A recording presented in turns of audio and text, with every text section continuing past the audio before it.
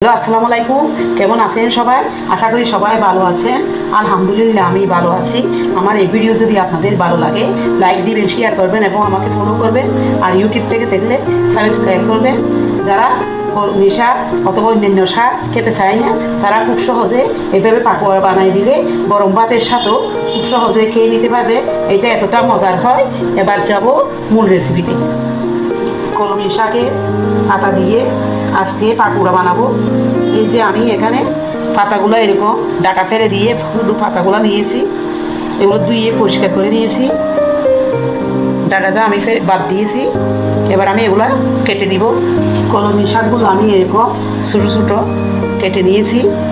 আমি এবার সম্পূর্ণ উপকরণ দিয়ে মেখে নিব।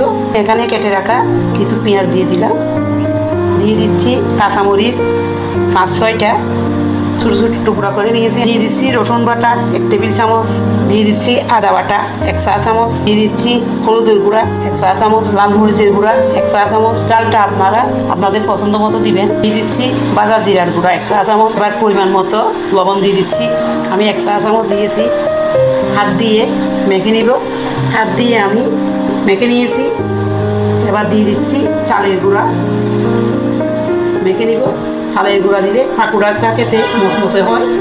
আপনাদের হাতের কাছে যদি চালের গুঁড়া না থাকে বেসনও দিতে দেওয়া যাবে, ময়দা আটা এটাও দেওয়া যাবে। আমি পরিমাণ মতো চালের গুঁড়া দিয়ে মেখে নিচ্ছি। এখানে যে এক্সট্রা পানি শাকের মধ্যে লাগানো আছে এই পানি দিয়ে আমার মাখানো হয়ে যাবে, আর কোনো পানি আমি দিব না। শাক যদি আপনাদের ধুয়ে পানি শুকিয়ে ফেলেন তাহলে একটু পানি দিবে, আমি একদম দিই না। পানি শাকের গায়ে যে লাগানো আছে ওই পানি দিয়ে আমার মাখানো হয়ে গিয়েছে। এবার ভেজে নিব। একটা ফ্যানের মধ্যে আমি তেল দিয়েছি। এবার পাকোড়াগুলো আমি দিয়ে দিচ্ছি, আপনারা আপনাদের পছন্দ মতো দিবেন।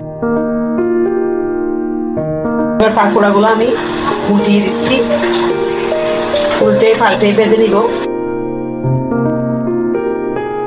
আমি উল্টে পাল্টে ভেজে নিয়েছি, আর বাকি যে আছে ওগুলিও আমি ভেজে নিব। এরকম বৃষ্টির সময় খুব সহজে আপনারা বানিয়ে সার্ভ করতে পারবেন। গরম গরম চায়ের সাথে খুব সহজে আপনারা খেয়ে নিতে পারবেন বিকেলের নাস্তায়। এবার বাকি যে আছে এটাও আমি পাকোড়াগুলো ভেজে নিব, আর বাকিগুলো আমি মচমচে করে ভেজে নিয়েছি।